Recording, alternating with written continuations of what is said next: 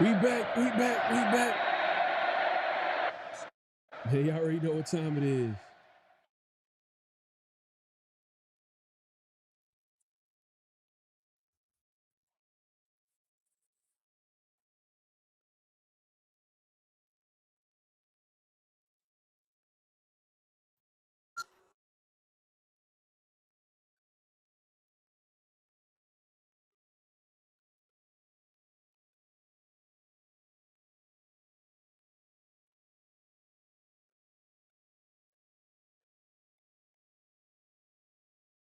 Hey, man. Salute to everybody pulling up. Make sure to clock in, hit that like button, hit that subscribe, and hit that notification bell. You already know what time it is, man. It's the 50-50 show with myself, PharoahNFL. Obviously, my guy, the Severe Raider. We are going live on both our channels. If it's your first time joining us, definitely subscribe to both. If you only subscribe to one channel, definitely subscribe to both channels. Hit clock in, is like as we like to say it, man. Salute to the night crew, everybody pulling up. We appreciate everybody coming through. Hey, the conversation continues, man. It's another 50-50 show, another off-season show, man. Raider Ray in the building starts it off right. He says, salute, PharoahNFL. Severe, man, what's good, man? Appreciate you coming through. Assassin, man, it's hey, man, it's the what do we call it? The silent intros. The silent intros. We're working on the intro behind the scenes, so you guys gonna see a new intro soon. So make sure to tune in. Franklin in the building, man. Appreciate you pulling up. TK was good, man. He says, salute, fellas. Got me listening from work because it's always can't miss energy every time from y'all. Love it, man. Appreciate you watching. Get that money, man. We appreciate you watching from work. Uh X Code, is it Code Av? I'm gonna say Code Av, man. I'm Code Av. Is it Cool Dave? Oh man, I said Code Av. Oh man, that's crazy. Ooh, I don't know how I got that right there, man. Cool day, man. All right, man. Appreciate you coming through. Spoon was good. Snowman, Raider Nation for life, man. Appreciate you pulling up. DK in the building was good. Was good. Uh, Slayer, he says, oh man, dude is disgusting. All right, we gonna have to. Oh man, what happened to our mods? Come on, mods. Come on, mods. I'm gonna have to. Woo. Damn. Damn. Oh man. That's hey, late night sometimes brings out the crazies come out. You know, it is what it is, man. 831 in the building. What's good, man? Appreciate you pulling up. Bren, what's up, man? What's going on? Isaiah, what's good, man? We appreciate you pulling up. The night crew is in the building. We got a lot to talk about. Obviously, the conversation, the off season continues, man. And right now, I think everybody's kind of all their focus right now is kind of focused on the draft. We all kind of know who the number one pick is, or do we? So, national media, aka ESPN, Dan Orlovsky, kind of started a conversation of, oh well, Mendoza is not QB1. He thinks Ty Simpson is the guy based off what he's seen on film. We'll have that conversation. There's other people who are co-signing it. Then there's other people who are like, slow down. We'll get into that conversation. And Raiders did hire another coach. It's kind of crazy. We thought that was done and over with. But and at first we thought a QB coach wasn't going to be a position that they really were going to bring in on board because obviously with Kubiak's background, his offensive background, and then obviously his OC was a former QB coach. So we thought that maybe that it was going to be like a joint kind of situation as far as coaching that position, but they brought in a new coach, QB coach, man, Mike Sullivan, whole lot of experience. I know a lot of people point to him coaching Eli Manning, so Pro Bowls and All Pros and all that good stuff, So he has a whole lot of experience. So I like that. I like when assistant coaches, not head coaches, when assistant coaches with a lot of experience come. I like head coaches with experience. I'm just saying that like we've seen there's a track record of bringing in guys well into their 60s, 70s as assistant coaches and have success. Uh, Look no further to Steel Curtain, Steelers, Dick LeBeau, all those years. Rob Marinelli, position coach, he can coach the D-line, had a lot of success. Max Crosby pretty much credits him to his early, success and development as a player. So having experience with around in the coaching staff is not a bad thing. It's not a bad thing. And I think that's good that they're bringing in some experience from for especially developing a QB. It's a very important position that you want to make sure you have the right coaches. But we'll get into that in a little bit. But yeah, man, Severe, man, what's going on, bro? How you been?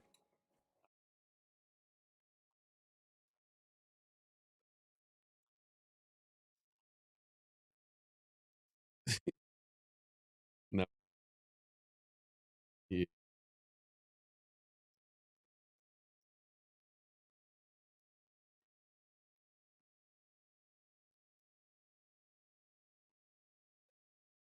Yeah.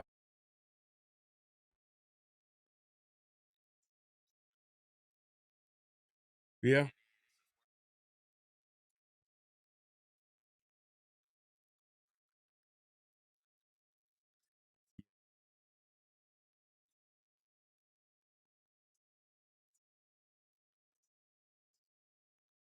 Okay.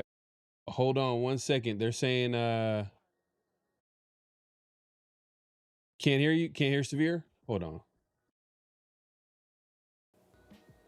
How about now, Severe? Say something real quick. Check. Can you hear me now? Can you hear Severe? Let us know in the chat. Let us know in the chat. Can you hear Severe? Is it still out? Is it still out? Audio is out. Dang. That's wild. Yeah, see, I knew when intro was playing. Usually I hear the intro and they don't hear it. And this time I didn't hear it, so I was like, something's up. Something is up. All right. Severe. Check. It's good now. Ah, damn. I just made it. Hold up, but I just made Probably made it worse. now I just made it worse. Hold up. Hey, let Severe say something real quick. Yeah. Can hear him now. He's good now. All right, cool. No, for sure. Cool. Cause I just made some crazy adjustment.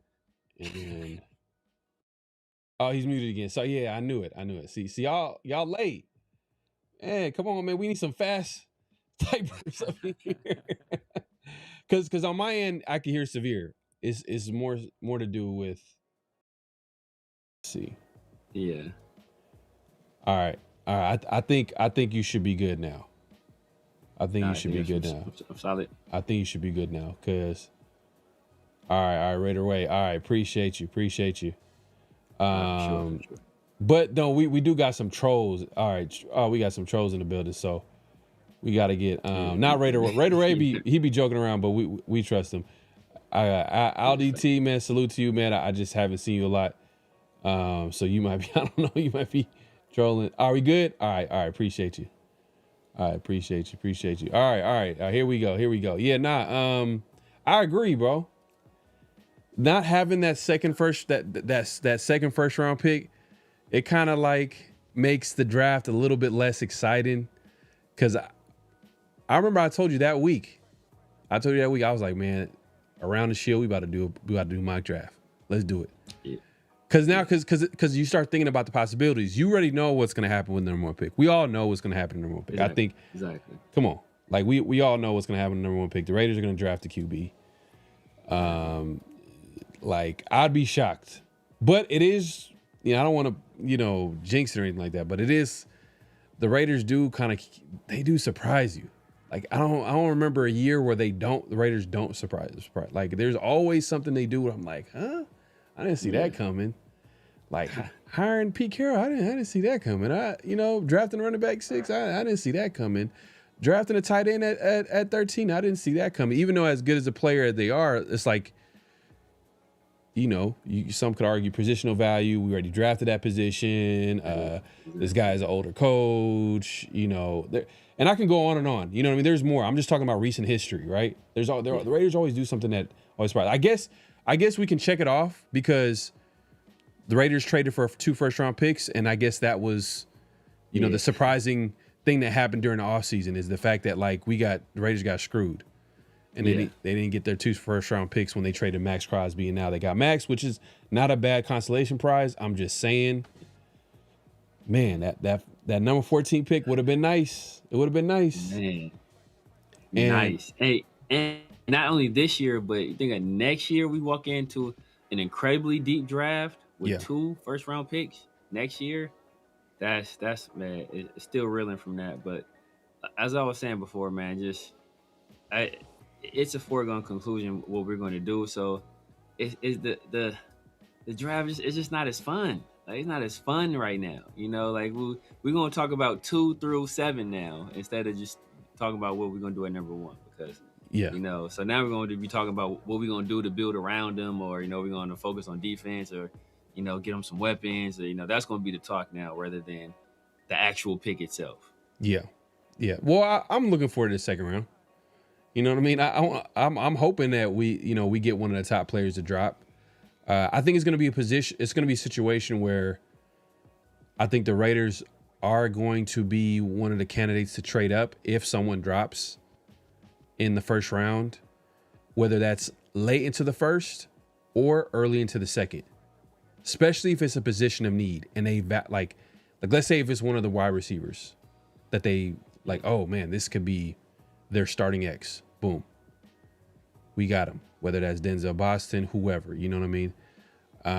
There's always going to be a surprise in the first round. There's always a surprise in the first round. There's always going to be guys like, oh, damn, we didn't expect them to drop. Medicals, Jordan Tyson, people are talking. I'm not saying Jordan Tyson is going to drop that far, but, they're talking about his medicals a lot. And right now, I think he's going to be, he's visiting a few. Now I think that he's healthy enough where he's going to be working out and visiting teams. So I don't know how much they'll be able to do when they visit teams, by the way. I don't know if they can run and do any athletic testing. Technically, no, they can't. So that's against the rules. 30 visits, you're not supposed to do technically you're not. But teams may violate that, but technically you're not supposed to do that on the 30 visit. See, Jordan Tyson would have been a nice little, hey, we could actually realistically be like, oh, he drops to number 14. That's a real, that's the way that we'll see. We'll see. You know what I mean? As time goes on, we'll find out what that real draft board looks like, and we'll be doing some of these mocks, and we'll look at every type of scenario. But the way people are talking about Jordan Tyson, they feel like he's going to drop somewhere in the top 10. Man, you know what I don't want to happen? I just seen something. I do not want the Chiefs to draft Jordan Tyson. That's what I don't want to happen. Imagine that. You give two, because now they have legit 1-2 combination. Yeah. You know what I mean? So at wide receiver for the Chiefs, because that's been a question mark the last few years, especially when Tyreek Hill. They got legit weapons, and I think the people downplayed it because the Chiefs won otherwise, but I don't think Mahomes has been Mahomes, like that dominant Mahomes that we've seen early on after Tyreek. Like when Tyreek left, it was more of a struggle. He still was doing Mahomes-like things. Don't get it wrong, but I'm just saying, when you have a guy like Tyreek Hill, a number 1 receiver, you give Joe Montana Jerry Rice. You know what I mean? You give you give Brady Gronk or Randy Moss. Randy. Yeah. You know what I mean? It's a whole different ball game. They're tough to beat. But yeah, I'm still looking forward to that second round. I'm just seeing. I wonder what's going to happen. Either they're going to trade up to get their guy, or are they going to wait for that for a BPA? I know a lot of people. There's some people that are like, I don't want to trade up. I don't want to give up a 4th round pick, which I would think that's what it would take. You know what I mean? If they're moving up maybe 2 spots, 1 spot, maybe into the first. In the first, you think it's going to take a couple of picks plus the second round? Depends on where we're moving up or who's on the board. Because if it's a good enough player, if it's a Denzel Boston, you can see it's gonna cost you a little bit to move up, because I'm sure other teams, they see him falling, they're gonna pick up the phone and say, You know, like we're trying to move up. What do you want? So then at that point, teams have to move fast. So they're going to take the best offer because you don't got a lot of time to negotiate because you only get, I forget however many minutes in the first round, but you only got a finite amount of time to kind of make those decisions. So, you probably taking multiple phone calls at the same time, fielding offers. And if the Raiders don't have the best offer coming out, so they might have to do a situation where they just overpay a little bit initially just to get it locked in. Mm-hmm. And that way, they can get the trade initiated before the time runs out, and they can, kind of hop on the clock themselves. But like I said, it's going to depend on what other teams are offering. Yeah, no, facts. We'll see. But that's the one thing I'll say I'll look forward to is like, who are they going to get in a second? Because they have to get like an impact player. Yeah, they have to get an impact player. Like we can't just mess around. Like we're picking early in the second. I know the Raiders are not picking number one. Guess what? If they would have lost that last game, they would have been picking number one in the second. That's how disgusting that field was. That a game-winning field goal by Carlson? Yeah. That's why we got his ass about it. Oh man, Pete Carroll, like he had the last laugh. Like, you guys are I'm gonna make it. You guys suffer a little bit. Yeah, you get the number one pick. But man, yeah. It is. That makes it easier too, because then you kind of control the start of day two. And if it's like a guy like, let's say Ty Simpson falls, mm-hmm. you may have a team like the Cardinals. If they didn't already trade it back into the first round to get him, if he's sitting there at pick 33, they might say, okay, we want to move up for Ty Simpson. Like, what do you guys want? And that could be an opportunity to move back just a few spots and do the opposite and pick up a few draft picks, and then still have a pretty good player left on the board for you. So now a lot of the action is going to be taking place in front of us. Like last year, Carson Schwarzenegger, Jaden Higgins, those are two. Well, Jaden Higgins for sure, the Raiders supposedly had interest in, and he got drafted in front of us. So we didn't have an opportunity to draft him. Then we moved back a few times. We settled for Jack Besh. Do you think that? Because I brought up Jordan Tyson. Do you think that he'll have a Will Johnson type fall? Do you think I don't know. You think his medicals are that serious? I don't know, because I know it's a hamstring, so I don't even think he's going to be able to work out. I think he was going to do the pro day. He can't even do the pro day, so he's not going to be able to work out for teams. I don't believe so, unless he holds like a private workout sometime before the NFL draft. So teams are going to go into it with having not seen him work out, with him being oft injured. And if you would have asked me last year, like I didn't think there was any way in the world that Will Johnson would make it out of the first round, and he did. And I think that's the only serious injury I think he had in his entire career. So, like, you look at that and you say, it only took one time. And Jordan Tyson's been a guy that's been injured pretty often. Like, does that scare teams away? Because talent for talent, I think Will Johnson is the better player. But it's just is it the severity of the injury? Because obviously Will Johnson had a knee. I think Jordan Tyson's had a few things right now. I think he's dealing with a hamstring. So, like, is that enough to scare teams off? I don't know. I'm trying to think, because who are the guys that, all right, there's been a few guys that, like, the last few years where they were projected to go into the first that dropped into the second.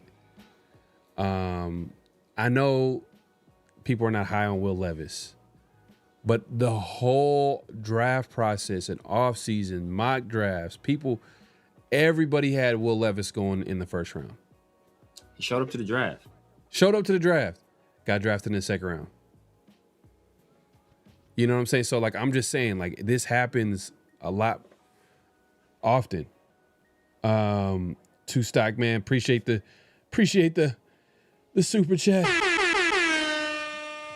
What would make Severe happy? I like that we know we're getting a good QB, and there's a big chance a talented player at positions we need will drop. Yeah, I mean, and I think that's what I'm focusing on. I'm like, hey, like, who can we get? Because two scenarios to me are like the way the Raiders attacked the offseason via free agency and upgrading talent on defense. And then I know we traded away Max, and then now we got him back. Now you combine that talent that with Max Crosby, the blue chip player like that we were supposed to get first round pick for. But now we have him. He's still on a team around with all. So the front seven is going to be improved. How can the Raiders go about improving this team? Do they double up and add the best defender on the board, or you get a wide receiver or offensive lineman in the second? Ask what will make me happy. So I mean, there's two things that I think is wrong with this statement. Is the first one is that the first thing. No, it's no shots if I got two stocks, but it's like two things I think are wrong with the statement. The first thing that's wrong is we don't know we're getting a good QB. We don't know we're getting a good QB. We think we're getting a good QB. We assume we're getting a good QB. We don't know if he's good or not. We don't know if anybody in this draft class is good. We just make the assumption based off, what we've seen and what people are saying, and the reports and obviously the traits, and we think we're getting a good QB. We don't know anything yet. And the second part is that this is a pretty weak draft class for the most part. So how much talent drops, that remains to be seen. There are certain positions that are kind of deep. Ironically, edge is pretty deep, but we got Max Crosby now, so we don't need an edge. Defensive tackle there's a few guys there. We do need one of those, but we mainly need a nose tackle, because we have guys that are going to be able to play 5 tech, which is usually like 3 techs in the 4-3. So, and we got a few of those guys on the roster. So like, how early do we draft one of those guys? The wide receiver position, there are some guys there that could potentially drop, but I think the guys that we're most interested in, for the most part, are looking like first round picks. And then some of the other guys, maybe you don't even draft in the second round at all. So I think there's like a big question about what we do there in the second round. Like, what will make me happy ideally is if we're able to swindle some team into trading up, we get multiple first round picks out of it. We get a first round pick, somewhere in the top 10 this year, and we get a first round pick that we think could potentially turn into a top 10 pick next year. And that way we have 2 likely top 10 picks next year, and we can control the front end of that draft, which is supposed to be, an extremely deep draft. Yeah, I can't even think about that, just because I know it's not going to happen. It's never happening. It's not in a million years. Look, it's funny. It's funny. We had these conversations during the season, and I literally said like, hey, look, this is not going to be the greatest quarterback class. This is not the can't miss. But that being said, the Raiders need to get a quarterback. That's what they're going to do. But then, with all the holes that we have on the roster, trading down, if someone gives us a king's ransom, I wouldn't be mad at it. But that was early on in the process. Obviously, Mendoza had that magical playoff run. He just kept checking every box, kept beating teams in front of him that were like, you would think going in, the other team, like Ohio State was the favorite. You know what I mean? Like, that was the one, yeah. That was the one right there that did it. Oregon, Alabama, Miami, he just kept showing up in those big games. So it's like, you know what? Hey, look, I think the Raiders, they don't have a quarterback on the roster. They're gonna have to address it, and I think it's gonna happen with the first. It's like number 1 pick. I'm not gonna overthink it. And I don't think the Raiders are. And I think that, I said early on, too, I was like, you know what? With Tom Brady in the building, you could see him drafting Mendoza. Oh, yeah, for sure. You know what I mean? We could see. And it was funny, too, because I was checking out, what's the pod with, I think it's Steve Smith's podcast. Oh, I forget what it's called. I know with Palmer, and he had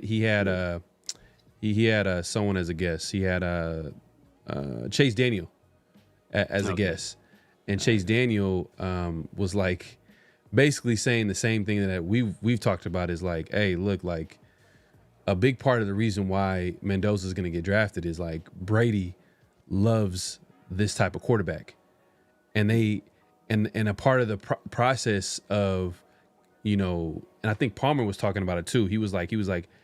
Brady's looking for his a quarterback that plays like him. Yeah, you know what I mean? Yeah. And I'm not saying Mendoza plays like Brady. It's just he's looking for certain traits, specific traits. Stylistically, he's more of a pocket guy, not really gonna do a whole bunch of running, but can do it if necessary. Yeah, I know what you mean. Like, who's perceived to be kind of more cerebral type of guy. So yeah, I mean, yeah, like, and that's why kind of circle back to what we were talking about. That's why these other draft picks are so important, because it's going to be extremely important, especially early on, that we surround Mendoza with talent, and the type of talent that fits his game as well as fits Kubiak's offense, is going to help him get off to at least a solid start early on. I don't expect him to come out like gangbusters and break rookie records or anything like that. I think that'll be asking too much of him. But you want him to have a year one where he can build confidence. You don't want to come in NFL and to be a David Carr situation, or a Will Levis situation, or where guys are just getting destroyed, right out the gate, and that can, like, we talk about Mendoza being tough, but like, how tough can you be? Like, at some point, if you're taking that kind of beating and you're not having success, like that can weigh on you. So especially when you got 50,000 fans yelling at you every week. So I think this draft is going to be very important. What we do after the first pick, obviously. Yeah, no, facts. Two Stock again with the super chat. He says, I still think we should take Mendoza even with the unknown. If it doesn't work, we pick again next year. That's what needs to be done. I don't think they're gonna. Yeah. I don't think they're gonna give up after. I mean, the way the NFL is moving, they're moving fast on some of these quarterbacks. But I don't think they're gonna give up after 1 year. They're gonna give that quarterback time, especially because the GM and the coach are gonna be attached to him. So they're gonna try everything possible to make sure they're successful until it's a JJ McCarthy situation. You know what I mean? Like, we're being real. Or like, is it really just like the only time I can think of it happening, like, after 1 year, outside of Jamarcus, which was but that wasn't even after 1 year. We gave him like a little bit next year, was Josh Rosen. Like, the Cardinals drafted Josh Rosen. I want to say the very next year they drafted Kyler Murray. But like, the team and the regime isn't going to give up on Mendoza early, because Mendoza, he's the kind of guy he's going to do the right things. He's going to put in the work. He's going to study. He's going to know the plays. He's going to do all of that stuff. So like, when a young player is still exhibiting that type of behavior, like, you don't give up on him. You can't give up on him early. Like, just like we said, we got to give Spytek at least 3 years.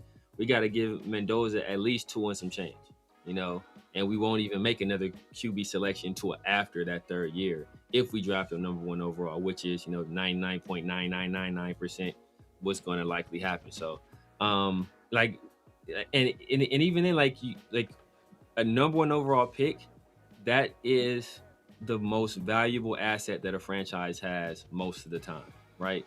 It's more valuable than cap space. It's more valuable. The only thing more valuable than that is a franchise left tackle, a franchise quarterback, and a franchise, defensive player. Like, it's got to be a franchise pass rusher or a franchise corner. Like, those are the only things more valuable, because you generally use those picks to get one of those guys.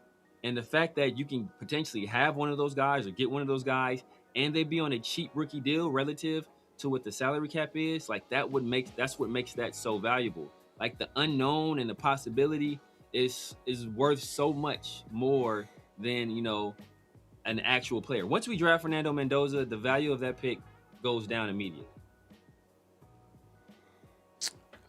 Well, it depends, because we haven't. Nah, I'm not sure. Because the only reason, like, you can feel the way how you feel about Mendoza, but let's just say, speak in general, if it was any quarterback, right? Yeah. There has to be other teams that value Mendoza as well. So let's say the Jets, who you want them to value Mendoza, right? Yeah, exactly. Yeah. So I think there's still value in Mendoza, because I think general consensus will tell you that he's the number 1 guy on everybody's board. Yeah. Well, look, like, if you're trading up to number 1, the only reason you're trading there is for Fernando Mendoza. Right. Right. So I still think that if you draft Mendoza, there's still value. It's just that we haven't seen like a team draft a quarterback number one and then just trade him to know for a fact that that's the value for the quarterback. But we all know, like what it goes, we all know, like if Andrew Luck was if Andrew Luck was going to be traded, or if Trevor Lawrence at the time, or whatever, Caleb Williams, fill in the blank quarterback, if they were traded instead of the team just drafting them and just letting them play with that team, then they would have probably went for like multiple picks if they traded and that's true, because in this draft there's literally no other player that will go number one overall.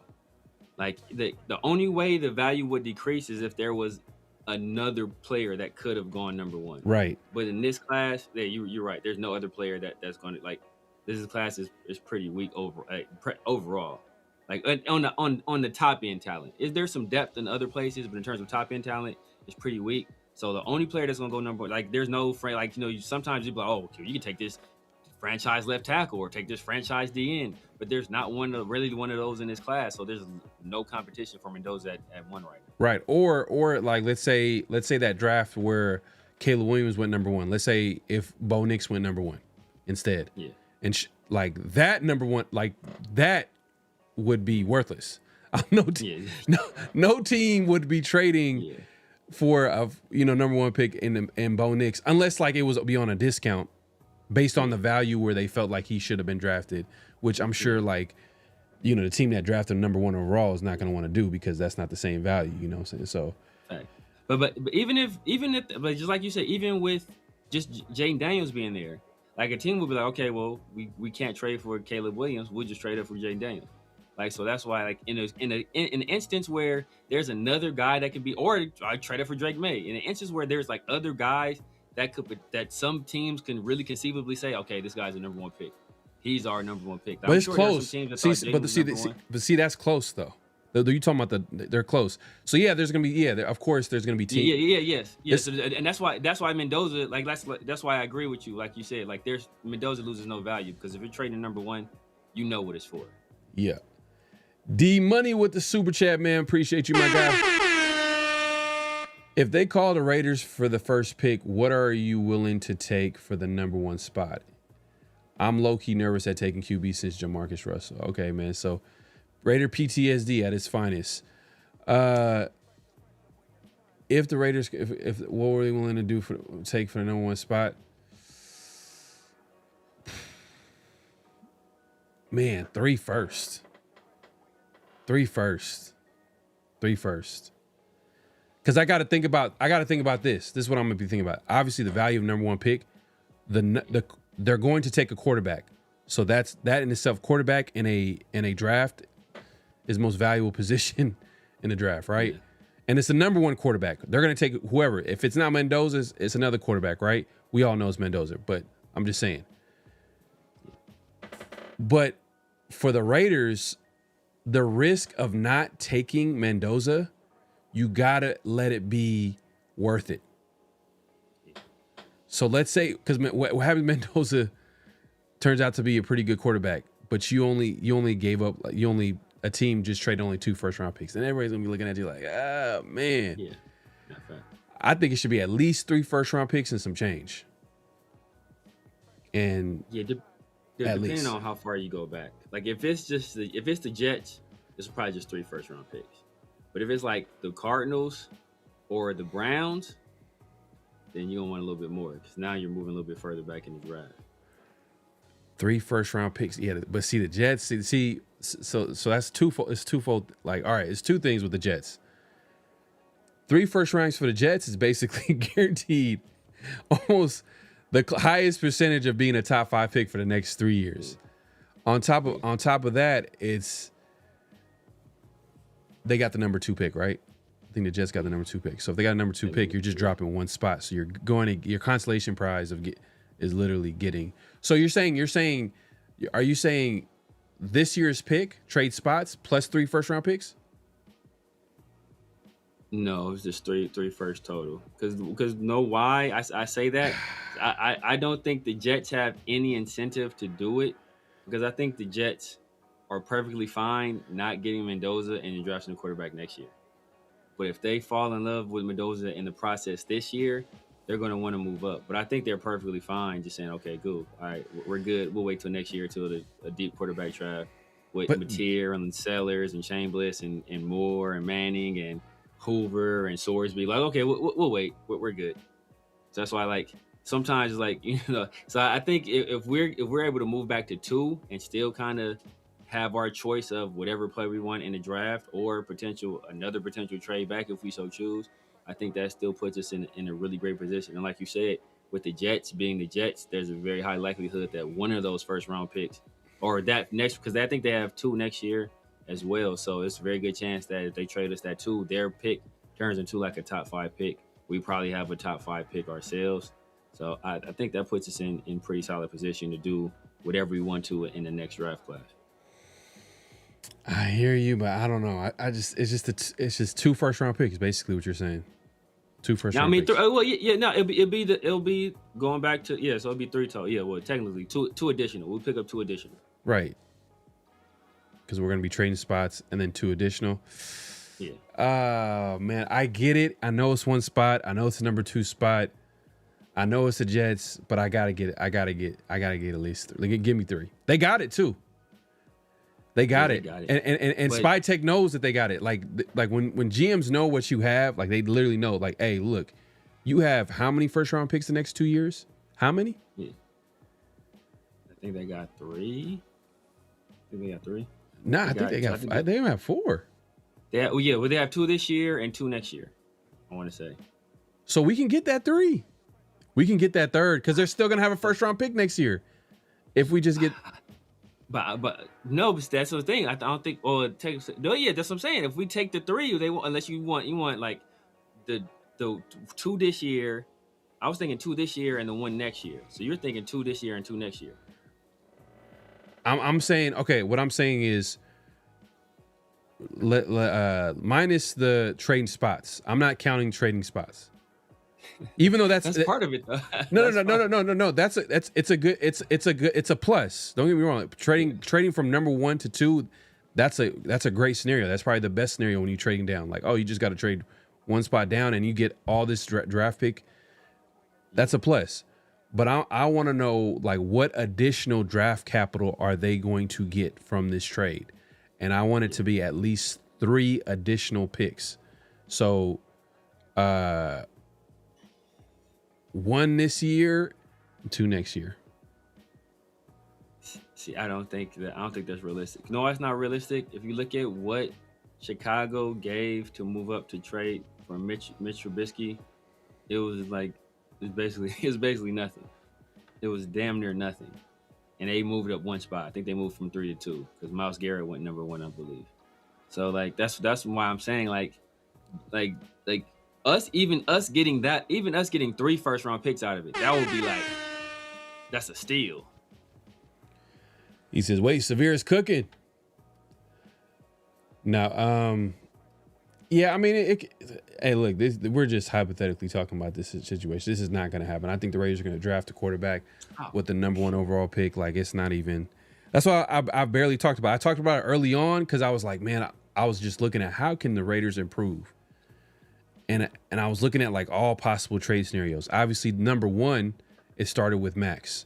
I was looking at that whole situation. I was like, I don't like. Look, the Raiders they just keep losing. Too many different coaches. Too many different.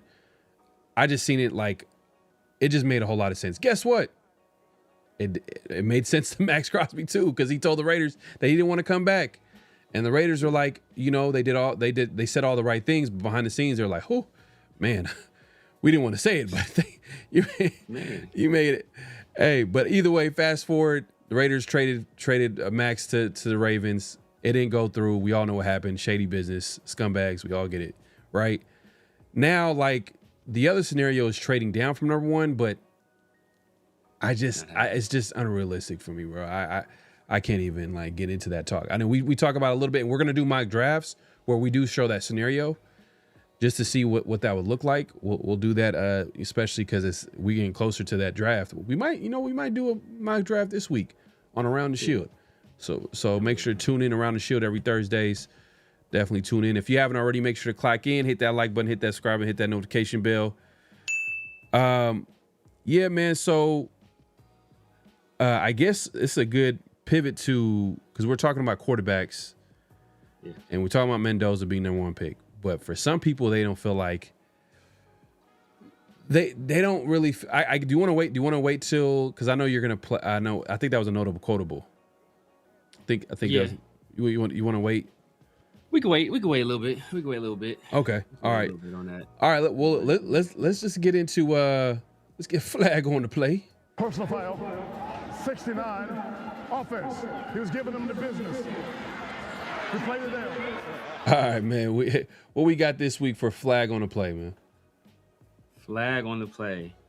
Los Angeles Rams superstar wide receiver Puka Nacua was recently accused by a woman of making anti-Semitic remarks and then biting her so hard that he broke the skin. So Dang. There's like, they got pictures of, we don't know if it's his teeth or not, but they got pictures of the bite marks. This was reported by TMZ. I think a few other outlets are reporting it as well. Obviously, Puka Nacua and his representatives. It was weird that their statement, they said that what happened is being wildly exaggerated. So I was like, that's not a denial. That's what? It's like, if somebody told me like they walk up to my, they walked up to my mom and slapped her and called her a B word, they're like, man, come on, dog, that's wildly exaggerated. So wait, I'm telling you did something then. It's not saying it didn't happen at all. So I don't know like the whole story behind it. Apparently some other parties involved, his agent and them, that they've made their statements. I think she reported it, and that's the thing that's like usually some of these cases it lingers and it nobody says anything for a little while, and then they're like, oh man, I can get some money out of it. This lady, she reported it like the next day after it happened. This happened, I want to say in like December or January. So she reported it, it's just now coming out right now. So man, it's wild. If you see the pictures, it's a crazy bite. It's wild. It is wild stuff. I didn't see no pictures, man, but I don't know, man. Puka's is he from Hawaii? From Hawaii? He's from, I don't want to say he's from Utah. I know he went to school in Utah. He's from Utah. Okay. Yeah. There's a lot of Polynesians in Utah. Like a lot of Polynesians in Utah. Okay. So because he originally went to Washington, so he was on the Washington team with Rome, and Roman was talking about how Puka was nice, and then I think the COVID year happened, and then during that year he decided to enter the transfer portal and go to BYU. And he went to BYU. Obviously, he went over there, played well. Still was a later round draft pick, but. Yeah, man. This is the second time I want to say they threw the anti-Semitic stuff on his jacket. I think there's another time where he was on a podcast with somebody and he threw up like some kind of hand signal that was supposed to be anti-Semitic. Like they really trying to throw this on his jacket, man. And once they throw that on your jacket, it's especially in the NFL, man. It's Rap City. It's Rap City for you. Yeah.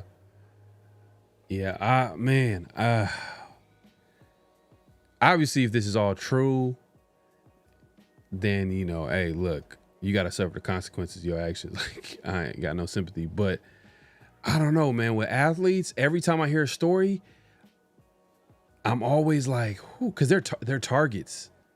Yeah, athletes are targets, man. I'm not gonna lie. Like, not a target for me, but for just the world. Like, you know what I mean? Just because they make a whole lot of money, it's publicized. They're playing. They're high profile, low key celebrities in some ways, and like Puka's in LA. Oh man, I need more information before I even say. I'm like, cause I don't know, man. I know people. I know you. A lot of people be like, oh well, you know what? Like that's crazy. Why would he do that? But I don't know. But like you said it was reported the next day. Yeah, the lady reported the next day. Man, yeah, they got different problems, man. Athletes, a lot of high profile people, man, they got different problems that, you know, the average man they cannot relate to. Like, they can't go outside and just have just a normal, like, people are actually scheming. And I don't want to make light of this situation. I don't want to make light of the situation because if it's true, it's because you got a flag on the play, so you must have like some. You said there was pictures. Oh damn, man. I don't want to see them pictures, man. Yeah, man. It's crazy, man. I'm not trying to see. She said bit her thumb and bit her shoulder so hard that it broke the skin. That's not funny, but it's a thumb? Why? Like, what are you doing? Thumb? What did coach said? Coach said something earlier, man. Coach. Oh man, that's crazy. He's okay. Interesting. Yeah, I don't know, man. We're still getting more information too, as well. We'll call it flag on a play, but it's one of those flags where it's just like, it's flag.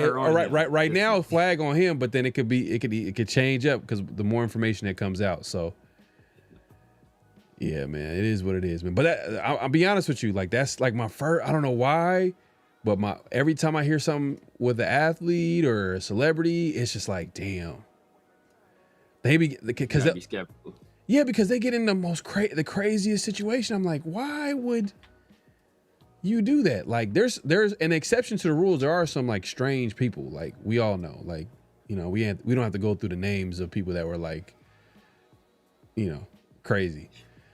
Like we're like, what are you thinking? But for the most part, I think a lot of athletes, they're trying to have fun, but they have no idea. I don't know. They're just naive to like the people that's after them. Maybe, I don't know. But I'm not saying it's this situation, but that's because it's so crazy that it's like hard for me to believe. Like what? It's always that possibility where she's just, you know, and I think her team, I mean, Puka's team accused her basically like you said, trying to extort him for millions. But that's always going to be a athlete's go to. Well, let me ask you this. Is there a civil suit? Is this a civil suit or is it a criminal? Right now, I think it's just criminal. I don't think she's gone the civil route yet. But Puka's team is making it seem like she tried to extort them for some money to like drop the charges, and then when they didn't, then she decided to press forward. But she said she reported it the next day. So and she got photos and everything from when it happened that were like contemporaneous. So it could be a bad look, man. If this is. I mean, you're going to have to break her off a few mil, you know, keep it quiet.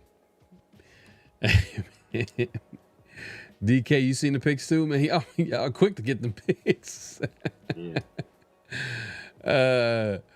That's some bad. Yeah. You guys right, man. I don't want to just assume that, you know, Puka's an innocent guy here. I just think that it's so crazy, but Rams, damn, he better have a game. He better have a season of his lifetime next year. Man, the thing is, like, I don't even think Puka got paid yet. I don't think he got paid yet. He better be MVP of the league to get out this situation. He better have like a historic season. You know what? Hey, you're right, DJ. I remember. Yeah, I remember. Wasn't that something that popped off with his brother, right? Yeah, I forgot the story. Yeah. I think we had it. It might have been a flag on the play too. His brother might have been. But I forgot the story.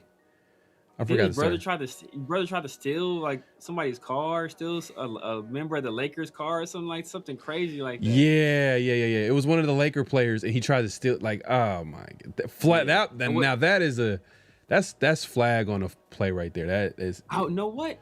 When did that happen? Because know what the woman is saying. This took place December 31st of this past year, and this happened. The stuff with his brother happened like a little while ago too.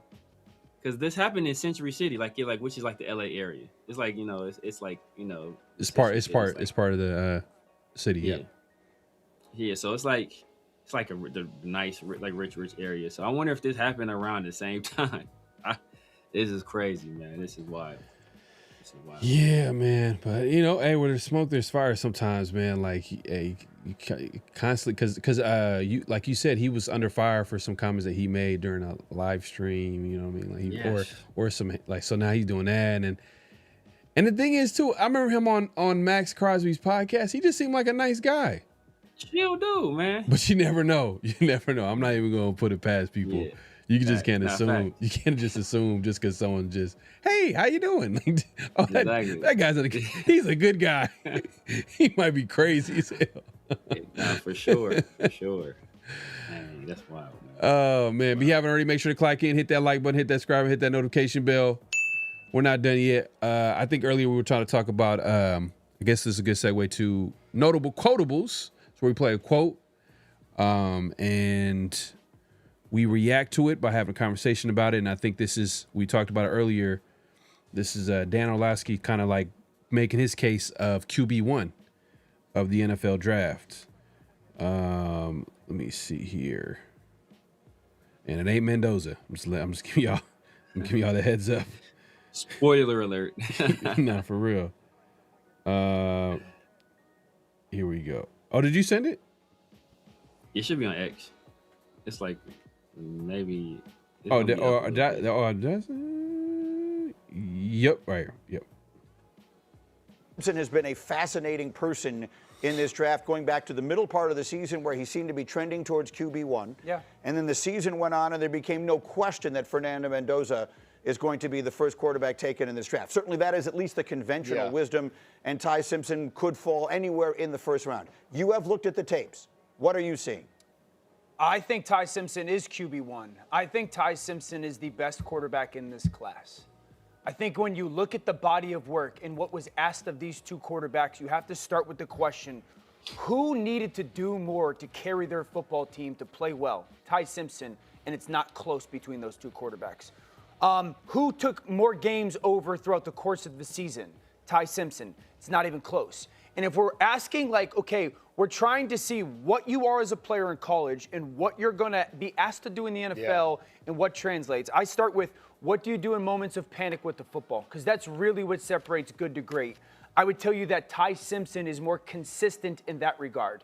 There's not a ton of moments of panic out of Fernando Mendoza. And then there's moments when he immediately drops his eyes and becomes a runner. Ty Simpson more consistent in that. What guy was asked to do more NFL throws? When I say NFL throws, I'm talking 15, 20, 25-yard in routes, crossing routes, deep corner or sail routes. Yeah. Ty Simpson, and it's not even close in that regard. Downfield throws, the posts and the goes, I think they're close. Mendoza throws a lot of go routes, and he's good at it, but I think they're close.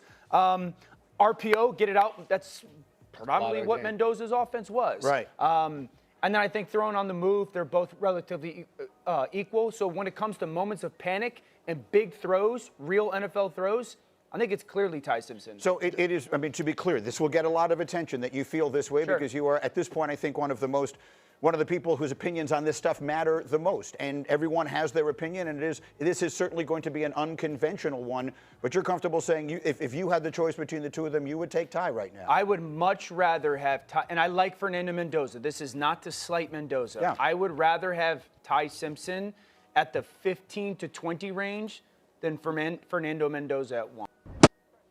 Sheesh. Damn. That deserves one of them. So that right there kind of got everybody riled up today on social media and people talking about, Orlovsky's take. And, I looked at it. I feel like he ends it kind of interesting too. He says, "I'd rather take Mendoza or Ty Simpson at 15 to 20 range than Mendoza at 1."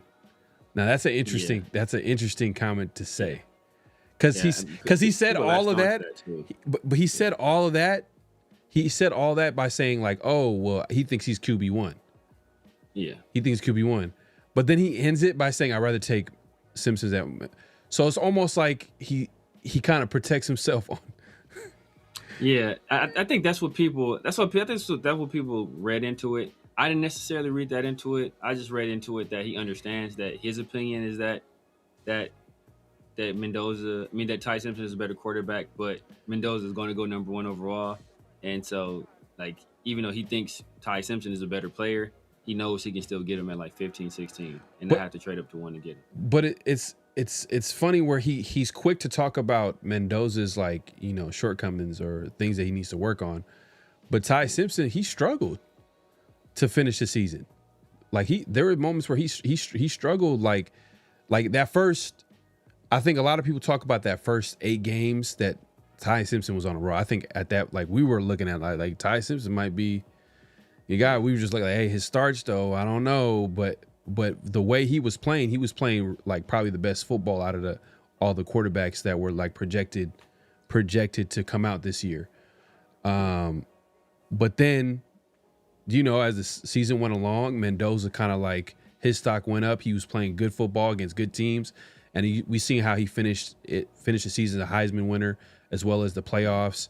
But it's almost like he overlooks that. He doesn't talk about that. Like, he doesn't like value that as much compared to how he's valuing Ty Simpson. But, you know, that's his guy. But I don't know. I don't know. It just seems like they're just trying. It just seems like he's just trying to create a conversation a little bit. It's So he's right, but he's not right.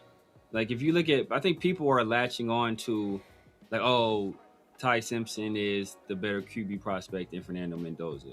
And if you just latch onto that, then people are going to be in the uproar.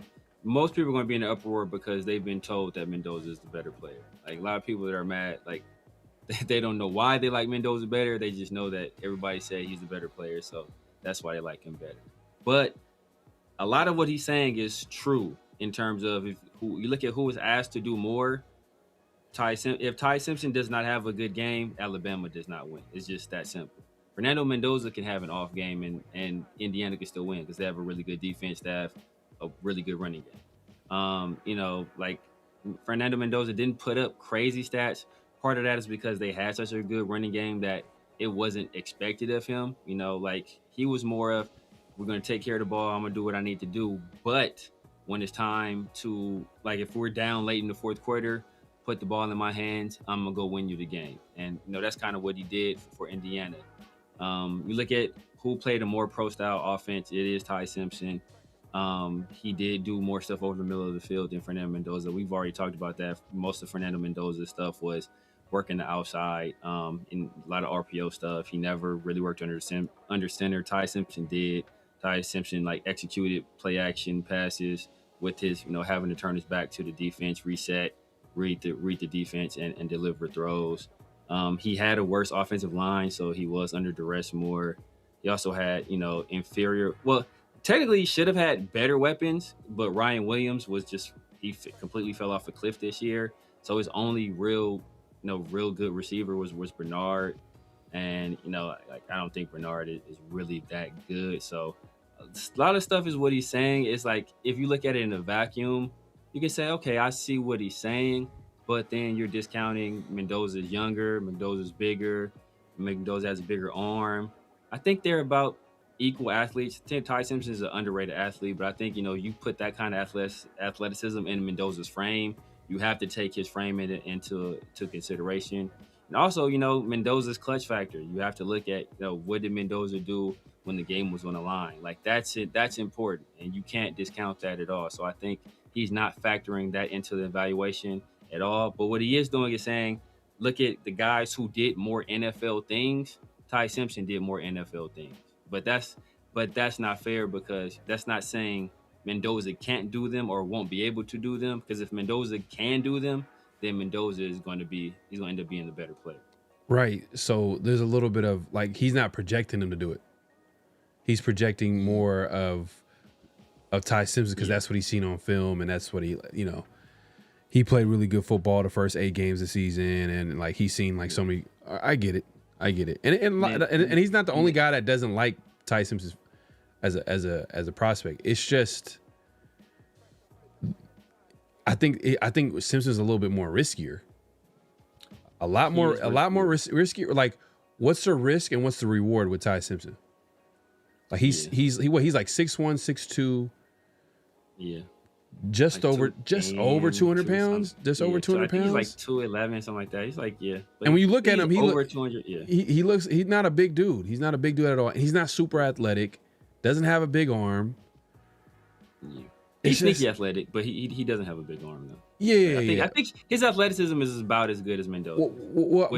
I'm not saying he's not athletic, but what I'm saying is that, like, all right, if you're gonna when you're that small, you like, man, you gotta be Kyle Murray. You gotta be, you know what I mean? You gotta if you don't, then it's like, or Russell Wilson. You know what I mean? Like, if you don't have that, then it's like, man, it's gonna be tough. Struggle for you. Because you're going to the defensive line in the NFL, you're going to hit every play, and guess what? He got hurt. Playing in the SEC. No, he got hurt. He got hurt playing Indiana. They cracked his ribs. A defensive end from Indiana got a free shot on him and cracked his ribs. But not during the regular season. I'm not talking about the playoffs. He ended the season. Yeah, was they cracked his ribs. But I think he had the report was he had some I think he had an ankle. Was it an ankle or something? He had some other injury, like nagging injury that was going on. I think he also had like a gastrointestinal thing where he lost a bunch of weight that was reported. Like, I don't know how true any of that is. It could just be, his team putting that stuff out there to kind of preserve his stock because he, fell off so hard, toward the end of the season. So that could just be, just a narrative they want to feed to the media and to teams. So, hey, what? These last games, that's not really Ty Simpson. He was hurt or he was sick, so that's why he's not playing well. Like I said, I don't have any proof either way, but that's what they're saying. Yeah, I don't know, man. Look, and like I said, man, we had these conversations. We're like, hey, we know exactly what's going to happen. The whole offseason, they're going to do whatever. They're going to break down every little thing. This is what they do. This is the process. But at the end of the day, it's going to be real simple. Raiders are going to draft Mendoza number 1. It's going to be that simple. Foregone conclusion. They're going to. So part of the pre-draft process is they're going to talk about the weaknesses. And they're going to talk about the different possibilities of trading down. Every year, they always talk about trade downs. Yeah. But does a trade down usually happen at number 1? Yeah, usually. Yeah, sometimes. Usually. No. It's an exception. But they always talk about it though, because guess what? It's part of that process of like figuring out every scenario. So then, like, when it does happen, they could be like, "Look, we talked about it." You know what I mean? You know what I'm saying? Like, we're being honest, but yeah, it is what it is. I mean. Are you high on Simpson? Ty Simpson? I know he's QB2. I know he's probably QB2. Probably QB2. He's QB2. But this is a weak quarterback draft. I ain't gonna lie. Super weak quarterback class. That's what I said, like, in my opinion, Fernando Mendoza in most every other draft class is a late mid-teens, late teen draft pick. And in most other quarterback classes, Ty Simpson is late 20s, early second round. I think this draft class being so weak is going to push them up both much higher than they really would normally be drafted. I'm not super high on Ty Simpson. If Ty Simpson had, if he had this same body of work over 25, 30 starts, all right, then you can. I'll have a conversation with you. But with it being such a small sample size, and you've talked about it ad nauseum, like how the quarterbacks with less than 20 starts, like how their track record is not great, and Ty Simpson is falling right into that same archetype. Yeah, they struggle. So, some of them are just complete, like, it's just not working out, or some it just takes a while for them to get it going because they don't have the experience, and they become these journeyman quarterbacks. And then, Sam Darnold, who had like a little bit, I think less than 25 starts. Now was a guy that had I think he had like 25. Yeah, exactly. Yeah. But then when we start getting into like less than 20, we're talking about like the Anthony Richardsons, the Mitchell Trubisky's. 1 year. You know what I mean? Yeah, 1 year. So, and I know Chase Daniels, he's high on him as well. He was like, well, it's not about quantity, it's quality. And he played, but it's like, it's too risky, bro. It's risky. You got to add it into that risk. It's a risk factor. Chase Daniel, I don't trust anything Chase Daniel says because he be slobbing off Mendoza in one video, the next video he's slobbing off Tyson. He's just one of those dudes that, I guess, he's just out there trying to have it both ways. Where it's like, oh, man, remember I told you how great Ty Simpson was going. It's like it doesn't seem authentic to me. Yeah, I think they're both good quarterbacks. Well, he did talk about other quarterbacks. I've seen him talk about other quarterbacks, like the LSU quarterback. I've seen him talk about him. Oh, Garrett Nussmeier. He talks about him like he's like, the thing about him is like you would want a bigger arm. Like he doesn't have like that NFL arm that you're looking for. And then you talk about Kate Klubnik. I think he probably talked about Klubnik, but I know he talked about the super athletic quarterback. The kid from Taylor Green. Yeah, and he just was like, he was just being honest. He was like, Taylor Green is one of those guys that like he's a quarterback option, but he's not the guy. He's just one of the guys. Meaning that like he would have to be like a wildcat quarterback to have a career in the NFL. Cause he's just like, bro, he's not accurate and he can't see the field. Yeah. I mean, the reason why I'm bringing this up is because like there's a little bit of, all right, he's being honest here. But those are like, but nobody's looking at those guys. Yeah. Like you can talk bad about Taylor Green or Cole Payton because I guarantee you this. I bet you if you go back through his history, look at when Garrett Nussmeier was being considered one of the number one prospects. What was he saying? I was saying last year, Garrett Nussmeier, I don't like him. I was saying last year, I don't like Kate Klubnik. I was saying last year, I don't know about Drew Aller. I was saying the year before, I don't know about Carson Beck. I was saying the year before, I don't know about Quinn Ewers, when nobody else was saying it. So it's like, what are you saying when nobody else is saying it? Was he saying that stuff then when they were potential number one overall picks? Or it's like, oh, Garrett Nussmeier, he's a coach's son. You can see how he reads the field. He's just a field general. I bet you he was saying that stuff and not, oh, I don't know about his arm and all that stuff. Like, it's easy to say that now because now they're afterthoughts. So now nobody's going to hold that against you saying that later on because nobody's considering them being drafted in the first. So you're saying he's too positive with the early picks, early QB. He's way too positive. He's not going to say anything that's going to outside of Shador. He's not going to say anything that's going to ruffle feathers. Yeah, but then there's the other guys on the other end of the spectrum where they'll say something crazy. But they're saying something crazy so they can like that Jets guy who's been just hating on Mendoza for like. Come on, man. For no reason. Not even just Mendoza. It's like he's hating on Caleb Williams, and it's like okay, he's like he wants him to fail so he can prove his point. I'm like, exactly. Why don't you just say, hey, like he's playing well right now. He's playing good football. Mendoza. I wouldn't if you take him before the third round is going to be a bust. Like come on. He was high on, wasn't he high on, I think he was high on your favorite quarterback, Justin Fields. He was high on Justin Fields, bro. Like, come on. He has a few wins. Like, I think he said Zach Wilson wasn't going to be good. I think he said, like, another quarterback that ended up being a bust wasn't going to be good. But for the most part, he said Caleb wasn't going to be good. He said JJ wasn't no good, too, I want to say. He said JJ McCarthy wasn't good. So he has a few wins in there, but it's like, come on, dog. Yeah. Oh, man. D-Money, man. Appreciate the super chat. I missed this earlier, man. My bad. He says, Puka was born in Vegas. Nakua grew up in Provo, Utah, and is of Samoan, Hawaiian, Portuguese. Okay, so, yeah, he's Hawaiian. He's a little bit Hawaiian. Okay, Samoan, Hawaiian, Portuguese heritage. Okay. Man, appreciate that, man. Appreciate the super chat.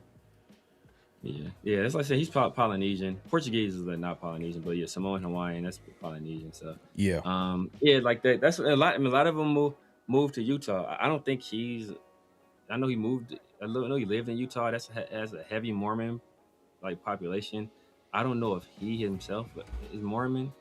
BYU is technically a Mormon school. I don't know if Puka is himself, but Puka. Puka needs to stay away from it. Maybe he need not to be in LA because it seems to be trouble for him when he's not on the field. Is this QB class weaker than the Kenny Pickett, Malik Willis draft class? Nah, man, I'm taking Mendoza. Man. No, this class is better just because Mendoza is better than those prospects. And I think I'll take Ty Simpson over Kenny Pickett coming out. But I don't know, man. It is what it is. I like the QB that have 400 and 500-yard passing yard games, can't run fast or throw that good. I think, look, you said this earlier too, Severe. Just because the player didn't do it doesn't mean that he can't. Yeah. And Money's saying, I like QB that had 400 or 500 passing yard games. Mendoza can't run fast or throw that good. Might be bad mixing NFL's Raiders line. Nah, no one said he can't throw, or he can ran fast enough. He's mobile enough. He's mobile. He's mobile enough to where you have to respect it. Like nobody's like game planning for his legs. I think he runs like a 4.6. Maybe straight line. He may be fast. I mean, he may be fast. Aiden O'Connell ran like a 4.7, something like that. Like straight line. No, like, Aiden O'Connell. He ain't run no 4.7. That doesn't tell you everything because like this, Aiden O'Connell ran a faster 40 than Spencer Rattler. But so like that's what I'm saying. The 40 like it doesn't tell you everything because a lot of it is just your mentality as a runner, how quickly you get up to that top speed. Your ability to maneuver once you have like we all know like Mendoza ain't making nobody like miss. He'll be physical as a runner, and he'll take the contact. We saw that in the national championship game where he put his body on the line, for the score and to seal the victory. But like Ty Simpson has a little bit of that to him, but like. He doesn't have like at the NFL level, he ain't gonna be much of a threat with his legs either. So, like, I think that it's kind of negligible between those two. Let me ask you this: Omar Cooper Jr. is on the board in the second round. Are you drafting him? Depends on who else is there. Okay, so you're not drafting him. Depending on who else was there. Like if it's Omar Cooper or Denzel Boston, I'm taking Denzel Boston. Got you. If it's Omar Cooper or Caden McDonald, probably taking Caden McDonald. But it's like it just depends on who's there. But like Omar Cooper, I like Omar Cooper as a wide people receiver. talking about him going in the first. He's probably going to go in the first. Like he's getting. A lot of people like him a lot. I like him, but there are guys that will be available later that I like about as much as him that we can wait around and probably still get like Ted Hurst, Jacoby Lane. Those are two guys I really like. I guess two guys I really like, and those are like bigger, taller guys who I think have like that catch radius that we're kind of looking for. Because Omar Cooper, I don't want to say he's skill set duplication because like I don't think that much of Trey Tucker. He's way better than Trey Tucker, but like I think we need a big body receiver on the outside. I know everybody wants to say Brock, but Brock is a tight end, right? Like we had that argument on Twitter with somebody. Bro, we in agreement, man. Like I feel like that's what's missing from the wide receiver room, and then obviously we need an X. We need an X, but preferably a bigger receiver. 6'2" and above. Yeah. You know what I mean? And I think Mendoza kind of like he's shown that he likes like the bigger receivers. He throws a lot of black shoulders. He likes to throw it deep downfield. So you want a guy that can go up and go get it. Do we have that right now? We have that in Brock. I think we have that in Brock. Yeah. From the tight end position, but do we have that at wide receiver? I don't think so. We don't got that right now. So it just makes sense. So the conversation to me is either you're taking a wide receiver or I don't want to say defense, but then if it's a safety, let's say if it's a safety, I mean I don't know if you've been if there's a safety that you like that might be available in the second that was projected to go in the first, would you take that, like a playmaking free safety ball hawk guy that can play, because today's free safeties they're nickels too, so it's like, all right, well, so if you can find that in the second, like, and he's there on the board, whoever that is, are you taking that? You taking safety that early? and it's a good class too. You probably could wait a little bit, but I guess, like I said, it depends on who's on the board. Because like I said, you probably can't wait for that. Because there's not a lot of. I mean, there's some safeties. Like I mean, obviously Caleb Downs is going to be probably the first safety off the board. That kid, I think out of Tulane, I forget his name. Oh, Toledo. Yeah, Toledo. I mean, yeah. Same school as Quinion. Something McNeil. I forget his name. But he's gonna probably gonna go in the first round, probably in the 20s or something. So outside of those two safeties, I really don't know if any of the other safeties are gonna be worthy of being taken that high. Emmanuel McNeil Warren. Emmanuel McNeil Warren. Yes. Yeah. Yes. Yeah. Thieneman. Yeah, Thieneman too. The Thieneman out of Oregon. No, I like. Yeah, he's a good one too. Yeah, I think he's like the second safety to go. Emmanuel McNeil Warren. No, Thieneman from Oregon. Oregon. Yeah, a lot of people have him as like number 2 or 3. So it's yeah. It's either McNeil Warren or it's him. What I've been seeing. But he's considered like, yeah, I want a guy that has range, man. Like that's what's missing because we got the Jeremy Chins, we got the Palomalo. They're more closer to line of scrimmage. I'm not saying that they're like gonna be like they're like impact players in the box, but I'm just saying like we already kind of have that. Yeah, we don't, but we don't have anybody that has range where you could tell them go out and cover this part of the field. You know what I mean? And like make a play on the ball. Like we don't have nobody on the roster. Nope, not at all. Yeah. Not at all. And it kind of would two birds, one stone. Because I know we got Taron Johnson to trade, but he's been injured the last couple years. Some people might be saying like, oh, he's kind of on the downward trend in part of his career. So you have him, but then you have an insurance policy by having a nickel. Yeah. So yeah, that's a position that the Raiders are definitely going to need to prioritize. Is obviously wide receiver, safety, nose tackle. Those are the 3 positions that I'm like, all right, we for sure have to. Linebacker before the free agency, I think linebacker now you could just wait a little bit longer. Yeah, I think even with depth because we signed 2 front end starters in Quay Walker and Kobe Dean. We still had Lindenberg and Eichenberg on the roster. Your favorite player. Obviously exactly right. Obviously we still got that. We picked up the other kid from the coach. I forget his name. That's probably a depth piece too. He's more of a core special teams player, but I think he could be a depth piece at linebacker. So I think we need a few more if we're gonna run a 3-4. I think we need a few more in the roster, but like we can wait. We can wait on that. Mm-hmm. I know. You said safety is crazy deep. I know. So the Raiders don't necessarily got to take one early, but man, if you can get one of the best players at that position, the Raiders. Yeah, they could wait on that one. I mean, I think if it's a situation where there's a top safety on the board, top wide receiver on the board, top nose tackle on the board, I'm probably gonna take the position where I probably won't find that position later.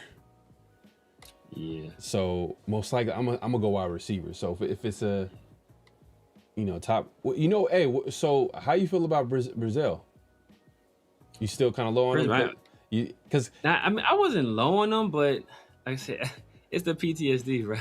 I like his game. I see the traits are there. I see the skills are there. Yeah. But I'm just like, dog. It's too risky. It's too risky.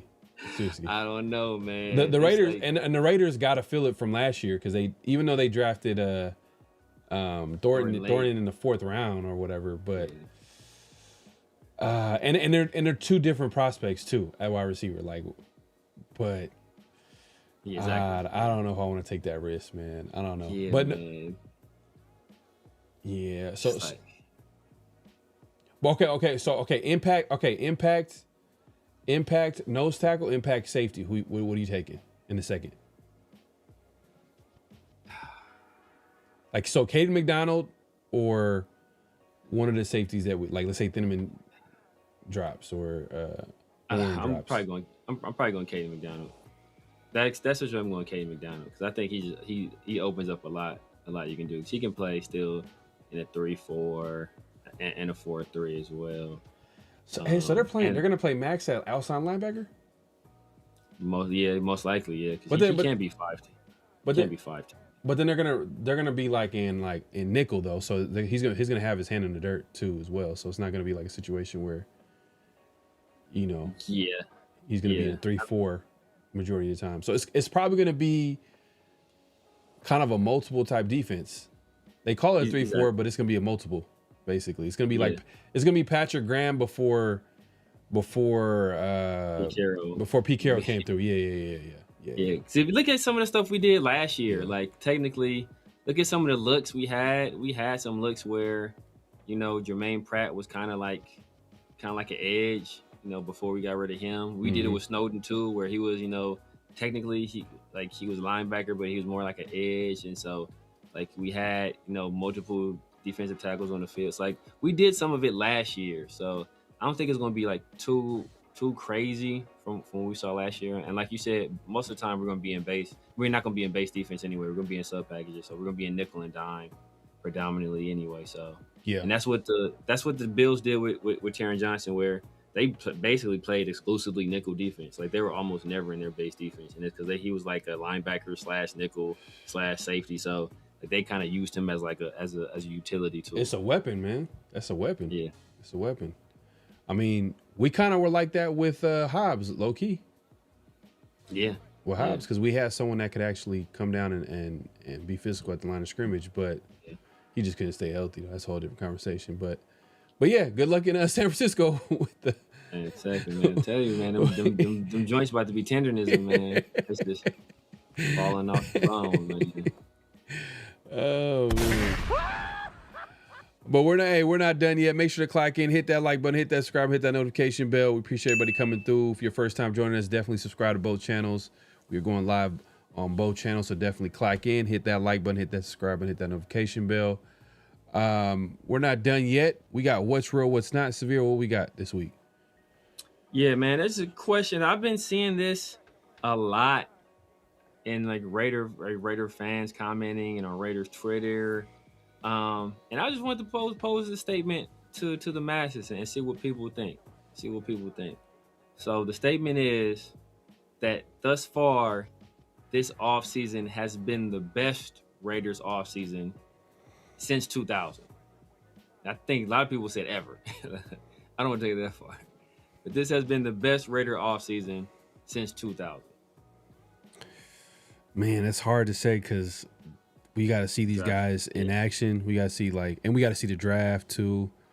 But we also have to see who's going to pan out. Because if we call it the greatest and then you can't build a team through free agency. We know that can't that usually doesn't work.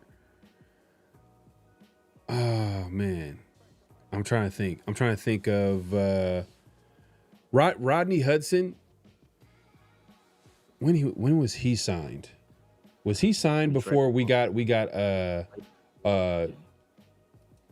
Kelechi? Yeah, he was here. We had him before Osemele. Okay, I was like, because you get two of them, that was like a chain reaction right there. Yeah, that was like a year or two before it was Rodney Hudson. But getting Kelechi that year, okay, let me see. Kelechi, Osemele, let me see that offseason. Did we get Crabtree that same offseason? But the thing is, it's not fair right now. That's like a tricky question. I'm gonna say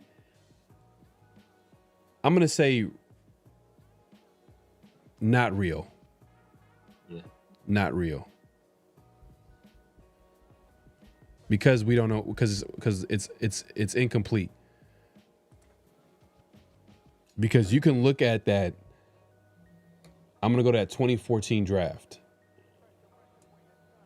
That 2014 draft, that's like the best draft the Raiders had in the last that's the last great draft, to be honest with you. The amount of starters they were able to get, they got like a blue chip player, they got a long-time starter, they got Pro Bowlers, they got depth, guys that contributed, that had 4 or 5 year careers. Not everybody is gonna be a Hall of Famer. Everybody has a role and a place, and let's see, Kelechi Osemele. Did he get signed at 2014? No, it was probably 2015.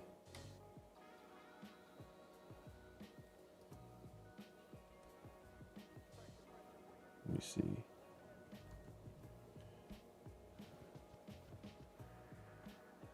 Let's see here.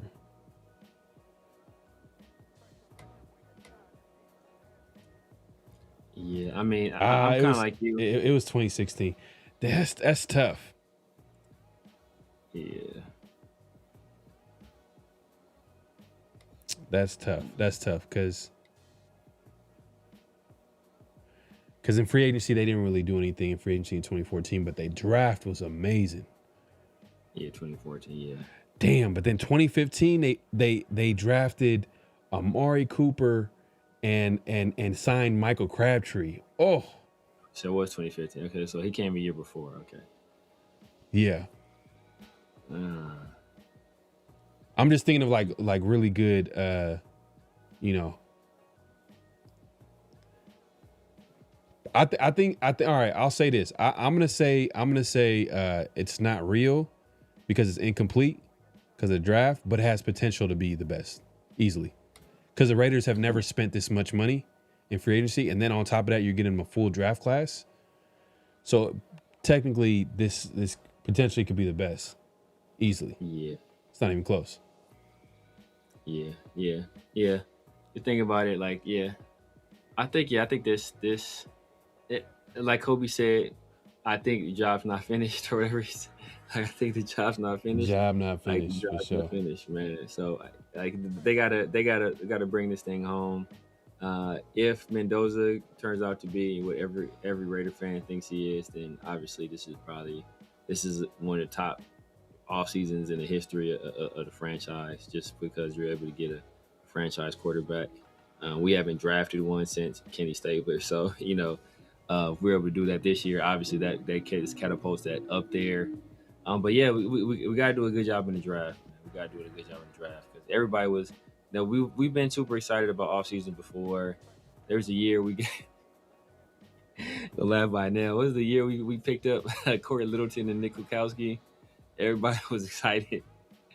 Everybody and their mama wanted Corey Littleton, so we picked him up, and he turned out to be a bum. Nick Kwiatkowski turned out to be a bum.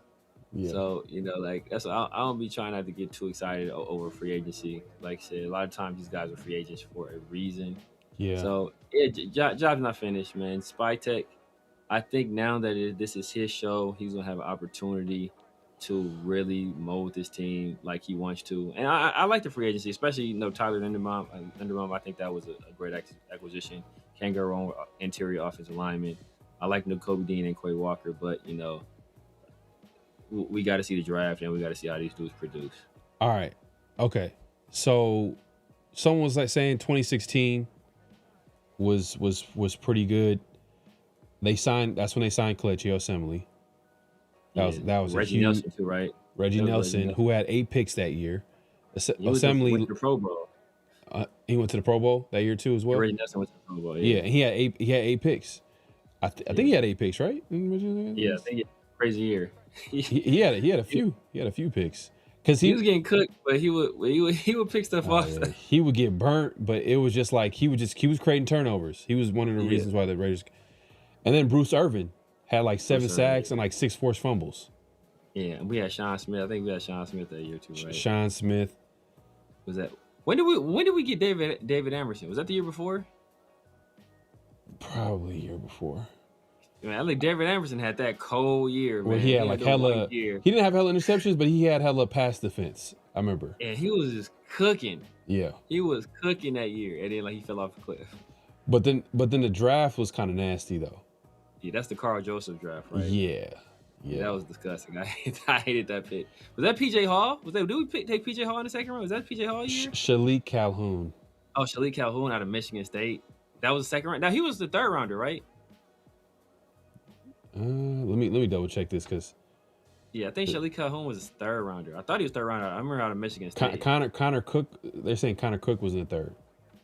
Connor Cook was in the third. Okay. I don't remember Shalik being in the second though. I thought he was a third. I could be wrong though.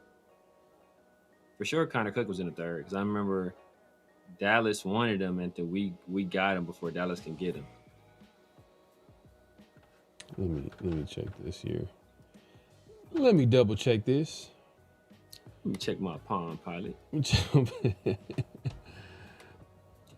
Carl Joseph. Oh no, who's old boy? Our boy out of that dude. That's what's his name? Oh yeah. That small school in New York. The school in New York. What's my dude's name? He's still playing in the NFL. Jihad Ward. Still playing. Jihad there Ward. You go, Jihad Ward. Jihad Ward. Yeah. Jihad Ward.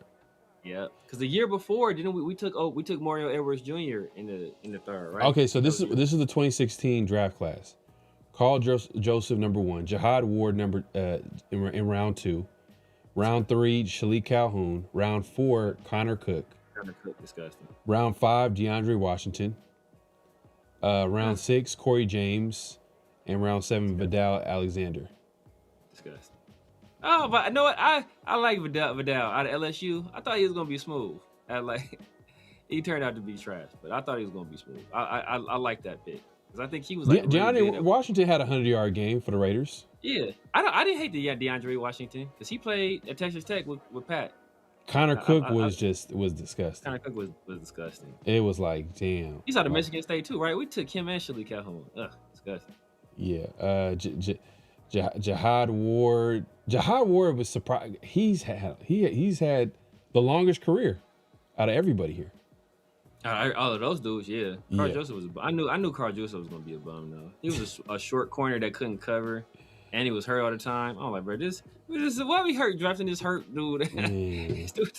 It's like, dude, we just drafted DJ Hayden, bro. We did. R.I.P. DJ Hayden, but we just did this with DJ Hayden. We're gonna come around and do a small safety. Yeah. That just got hurt and played in the in West Virginia. Yeah. And that's the thing with McKenzie. Like, he would take risk on hurt players. He would take risk on hurt players, and he kind of like wanted to get like high character guys. Yeah. But it's cool to have high character guys, but they gotta have talent too. Exactly.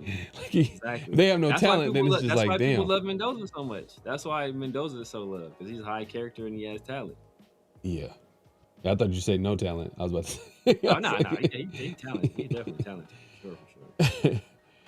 Hey, man, Jared Cook, free agent cooked.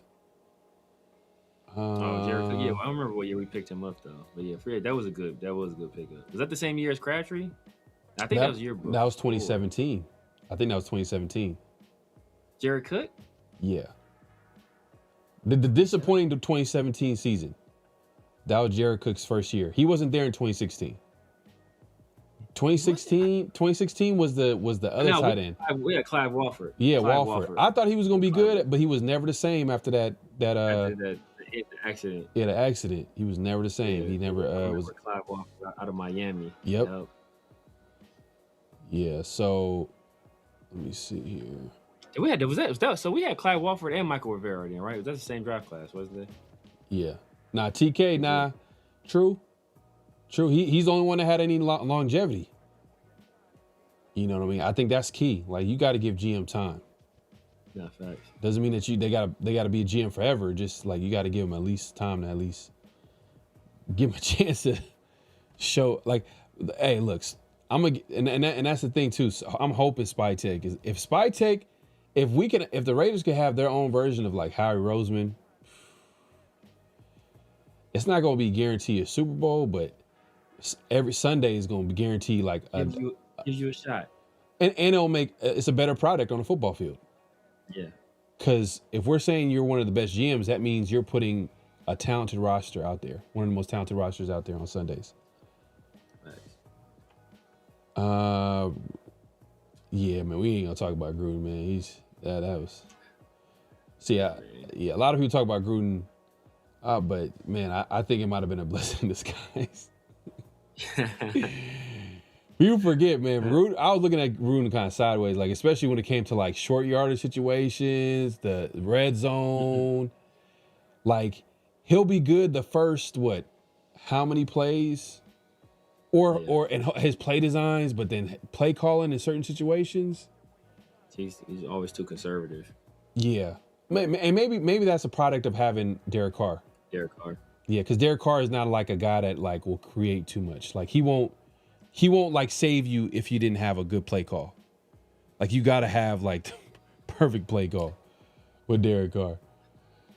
Because if it's all bad, then it's like, man, Derek Carr is not gonna be able to improvise. Yeah, man, we appreciate everybody coming through. Seth Roberts, come on, D-Mugs. He wasn't a bad player. He was hella frustrating though. Yeah, he was inconsistent, but hey, hella drops. Seth Roberts always got that Tampa Bay game for us. Yeah, no, facts. Always got that Tampa Bay game for us. Facts. Reggie McKenzie drafts are overrated by Raider Nation. I mean, he's. I'm not saying he's perfect. He's had his missed for sure. I mean, but they're overrated because all the other ones have been so bad. Like when everyone else is so bad, it's like you're kind of the best by comparison. My guy, ready to smoke. Salute, man. Appreciate the super chat. His call sheets at play were basic. You talking about Gruden? Nah, Gruden is like offensive genius. I'm not taking that. I just didn't like. I almost wanted to like. I like him better as a head coach than I like him as a play caller. Because he has the command. He has the head coach.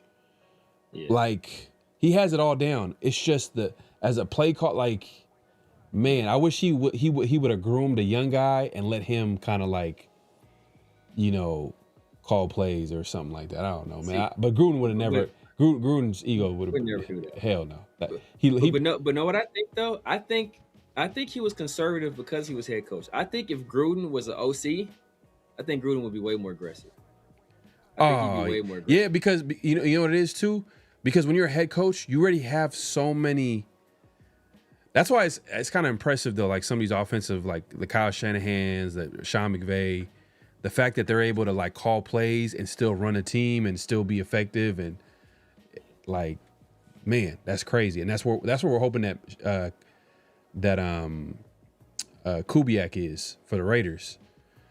But as an OC, I mean, that's where he made his bread and butter. Because he's going to be able to focus on one thing. Like he's just going to focus. He's not going to be focusing on running a team. But I don't think Gruden wants to take an OC job. Oh no, never. He'll never do that. Yeah, he'll never do that. But I'm saying like if he was an OC, I don't think he was like conservative by nature. I just think he was conservative because of his role as a head coach.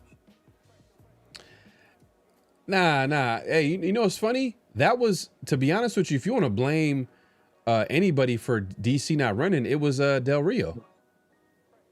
Yeah. Del Rio was telling them like not to run. Yeah. And I think Josh McDaniels. If anything, I think Gruden wanted him to run. Yeah, Gruden gave him more freedom in that aspect. Yeah. Josh, when people say Josh, that's what was said. Josh told him like not to run.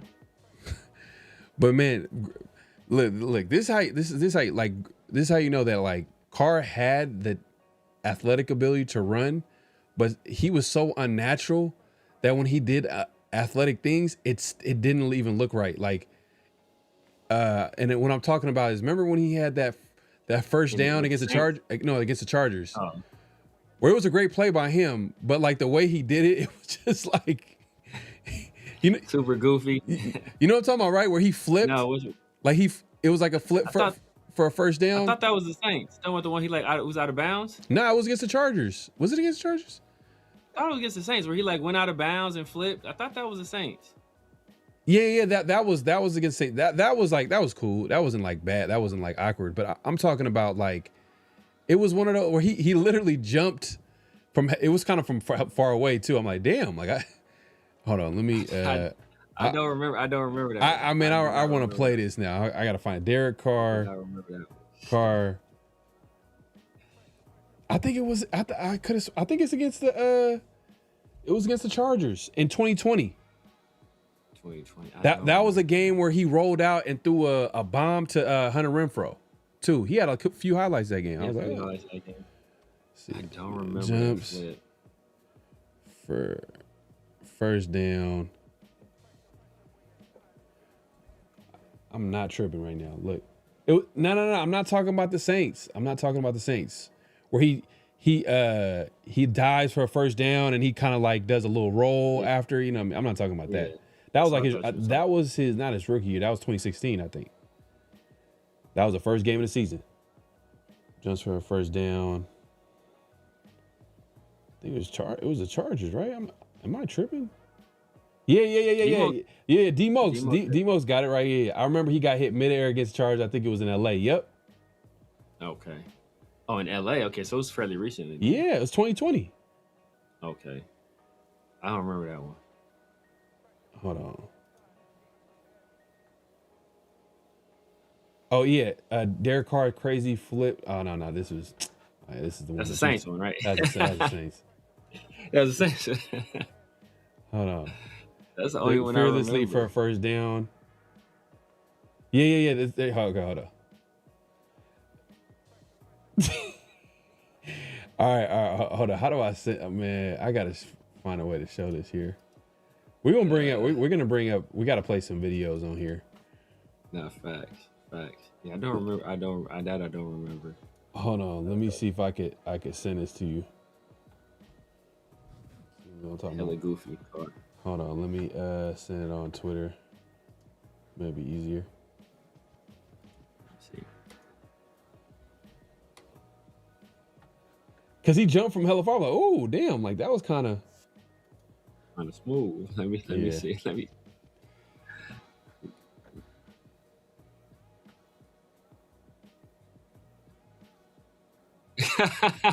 You know what I'm talking about? It was hella awkward. I was my God. You know, but if you look at where he jumped from, I'm like, oh, okay, that was a little bit, unorthodox athlete. Yeah, I agree.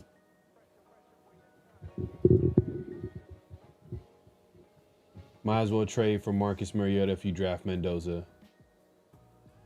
Man, so Joe Flacco got signed. That was my guy. That was my target for a backup quarterback just because it was just perfect. Like the experience, it just makes too much sense for him to be the backup quarterback with Mendoza coming into town. But he actually ended up getting signed by the Bengals. So now, do the Raiders get Kirk Cousins in the building? Yep. Does Kirk want to come to the Raiders? I'm sure he probably wants the opportunity to start. He might have that. But then I don't know. But does he want to be a mentor? Does he want to what happens if he doesn't win the job? Let's say, does he want to get cut and go go somewhere else? Yeah, that's the one danger. TK, man, that's the. I don't know, man. I don't know. The refs robbed us of that first down run DC had against the Jags. That game was over. Yeah, not facts. Mendoza will win a playoff game before Herbert. Oh man, that would be that would be beautiful. 2 Chainz Kirk. Yeah, not for real. Yeah, it's probably Kirk Cousins. Yeah, we're probably gonna sign Kirk Cousins. It makes sense. It makes sense from a veteran standpoint, getting a veteran in the building. But I don't know. I don't know. I'm not sure if he wants it. He wants to do it. And how much money does he want? I think he has the same situation with Russell Wilson, where it's like offset language in his contract, so he can take the minimum and still get paid the same amount. And that's perfect. Take the vet minimum. Cousins kick rocks, man. 99, it was the last time Raiders had a real QB under Rich Kennedy. Yeah. Yeah. I mean, a lot of people feel that way. Yeah, he did win MVP. You know, they did go to the Super Bowl. Yeah. You know, they won some games. Yeah. They actually were consistently winning every season, or at least above 500. Yeah. With Rich Gannon for at least a 3-4 year stretch. But hey, man, we appreciate everybody coming through. Make sure to clock in at this point, clock out, hit that like button, hit that subscribe, hit that notification bell. Great show, great conversation. And it will continue later this week around the Shield. Definitely check us out. Hopefully we'll have a guest come through. And we'll try to see if we'll do a little 2-round mock draft. And we'll do this week. We'll just start off since it's gonna be like, all right, okay, we know Mendoza will be number 1. So we'll do Mendoza, and then who the Raiders probably target in the second round, and then a scenario where they trade down, and then we'll go from there. We'll go from there. So 2 different scenarios. We'll look at that. But Severe, man, let the people know where they can find you, what to look forward to, all that good stuff. You guys know what it is, man. The Severe Raider here on YouTube, Snapchat, TikTok, X, IG, everywhere. The Severe Raider, man. Tap in with your boy. Tuesdays and Thursdays with my guy PharoahNFL, the 50-50 show, and Around the Shield. Sundays and Wednesdays with my guys, Christian Protected Shield and 805 Raider in the Raider War Room. And then Mondays, I'm freelancing, doing something a little bit different, man. So make sure y'all tap in. I think I'm like 40 something away from 2,000, man. So, you know, I know some of y'all watching. If y'all haven't subbed yet and you're watching, make sure y'all sub. Make sure y'all hit the like button. Head over to my dog Pharaoh's channel. Make sure you do the same thing over there. Show some support, man. And, you know, get at me in the comment section. I'm probably trying to catch up on the comments sometime this week, man. So I've been slacking. But, yeah, get at me in the comment section, man. You know, I love chopping it up with y'all. Yeah, man. Hey, definitely head over to Severe's channel and subscribe. My guy's right around the corner from 2K. Big number. So definitely go ahead and subscribe to my guy, Severe. We'll be back later this week, obviously Around the Shield. And then obviously next week, 50-50 show. Oh, yeah, the lines will be open, too. The lines will be open this Thursday. So if y'all want to call in, Thursdays, you know, is the call-in show. So definitely come through on Thursday. And if you guys have any questions or you guys want to talk about the offseason, you want to talk about the conversation that we're having, definitely call in this Thursday Around the Shield. And hopefully we'll have a guest, too, as well. So we'll have hopefully we'll have some things to talk about. Any last thoughts before we head up out of here, Severe? Nah, man, you know, just still hurt about number 14, man. Every time we do a mock draft, every time I see the Ravens pick at 14, bro, I'm gonna be mad. I'm gonna be mad. So Tyrod, I think he signed. Mariota signed. Teddy Bridgewater signed. Yeah, I think all those guys are signed except Russell Wilson. Except Russ and Kirk. I don't know if Russell Wilson. Yeah, I think no matter what, because where else is Kirk gonna go at this point? I don't think he's gonna go anywhere else and get a starting job. Like the only place he can see, Cardinals. Think the Cardinals. I mean, I think they like Brissett. You know, I think they're kind of interested for Brissett. Jets. Geno. Oh yeah, they got Geno. And maybe Pittsburgh if A-Rod don't go back, that would maybe be like the only place where he has like an open lane. Yeah. Minnesota picked up Kyler, so yeah, it'd be like he can compete against Brissett with the Cardinals. Pittsburgh, that lane is still open. The Jets, if you think you compete with Geno, I think they're just gonna roll with Geno. They traded some stuff for him. Yeah. Got the Raiders to pay some of his money, so I think it's us, man. Yeah, just Russell Wilson. Just Russell Wilson. I think Bridgewater signed. I think he might have went. Yeah, I think he might have went to Detroit. Did he go back to Detroit or one of the teams? I don't know if it. Let me see. Did Teddy Bridgewater? I gotta make sure. Bridge. He's with the Bucks. So he's with the Bucks. Buccaneers. Teddy Bridgewater with the Buccaneers. Tyrod Taylor. Taylor. Maybe he's out there. He is. It says current teams. All right, let me.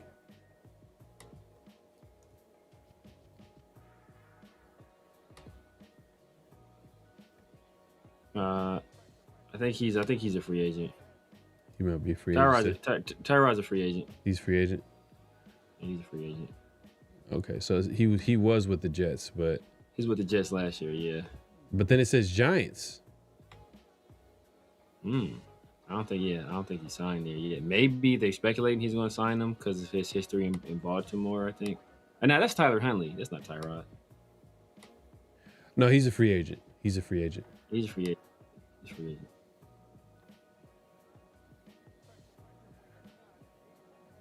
Would you trade for Spencer Rattler? Conditional 6th. Yeah. 7th, even better. Man, even better. But we up out of here, man. We'll be back next week. We'll be back later this week. Later this week around the Shield. Call-in show, don't forget.